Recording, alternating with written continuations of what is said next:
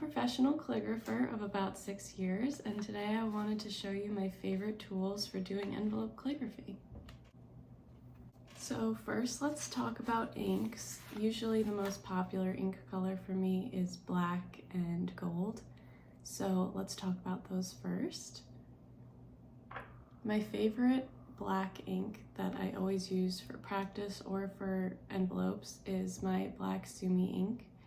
It's a very inexpensive option and it's just a wonderful foolproof option for me, and it's water-based. My second favorite is my Ziller Soot Black ink and my glossy black Ziller ink. I really like to use the glossy black when I'm doing envelopes because it gives a nice finish and shine to the ink and makes it look really finished and presentable. However, sometimes you don't want that finish, you just want a matte black finish, like I have here. The other thing about the Ziller inks is that they're acrylic and they're waterproof. The importance of waterproof is a little bit up in the air because if your work is already getting wet, it's already getting ruined, so that part is not so important. For gold ink, my most used option is the Dr. P.H. Martin Iridescent in Copperplate Gold. I use that the most because the way it is made, it's easier to stay mixed together while I'm working, so it saves me time from having to mix the ink together as I'm working, which can slow things down a lot. Now you can use an ink stirrer like this, but I just find, as you can see by looking at it, it's a complete mess because every time I try to use it, it just explodes ink everywhere. So when I don't have to use that, I try not to use that.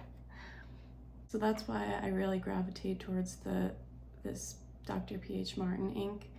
And sometimes when it doesn't give me enough shimmer, I will add in some Pearl X powder. That's kind of my secret weapon to getting a little extra shine, and I'll show you the difference.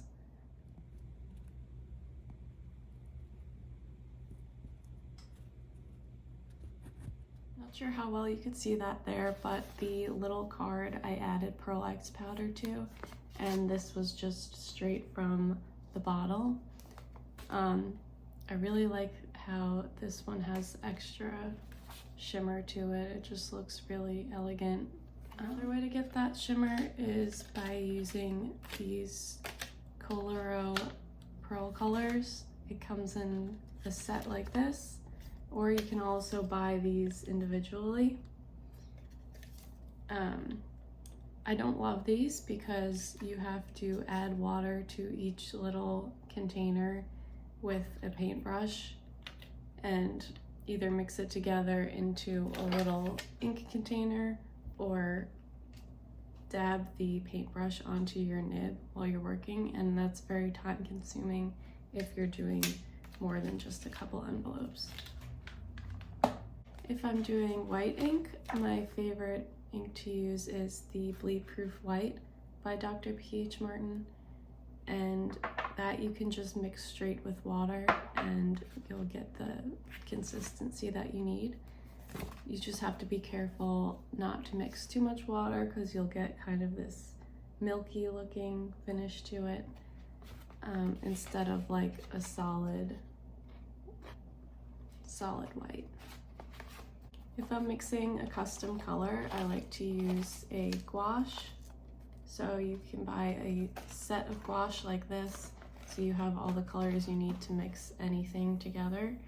And I just add a little bit of gum arabic solution to that with some water, and just mix it together and you'll have the perfect ink.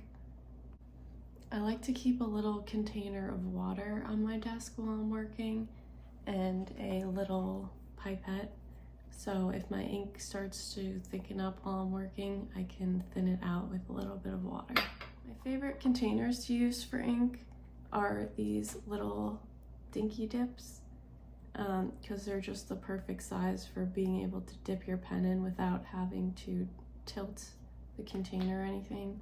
I've tried using these bigger ones, but they end up getting dried out and are really hard to clean before you even finish the ink.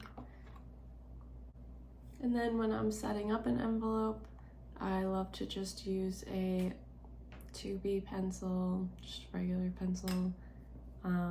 If I'm working on dark envelopes, this Fons and Porter white chalk pencil is a lifesaver. And if I'm doing work on dark envelopes, I also use a black eraser instead of white. Probably my most used tool out of anything I have in my office is a T-square. I just use a 12-inch one, and that helps me line up any lines on my envelopes if I'm drawing them on.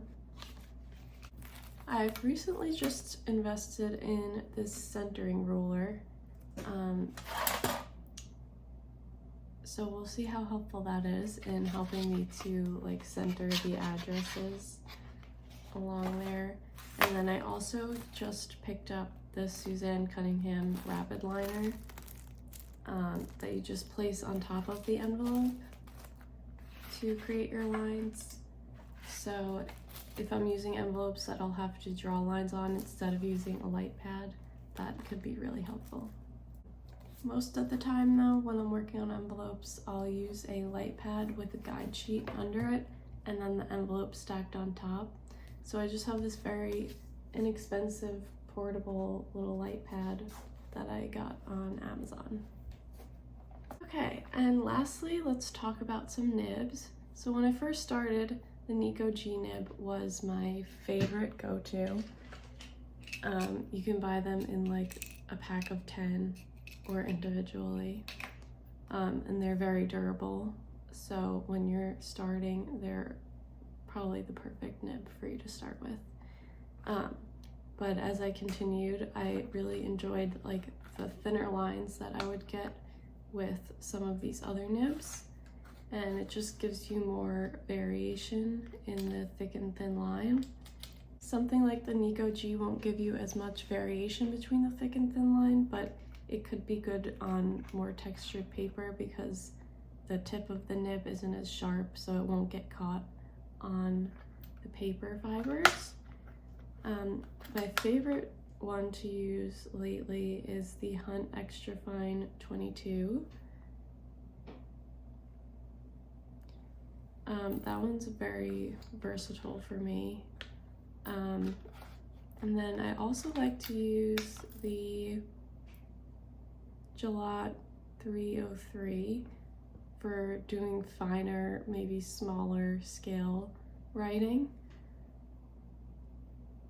It's probably one of the more sharper tipped nibs, so better on smoother paper. And then another good one is the Hunt Imperial 101. Looks like this. And I think that's what I used maybe for this.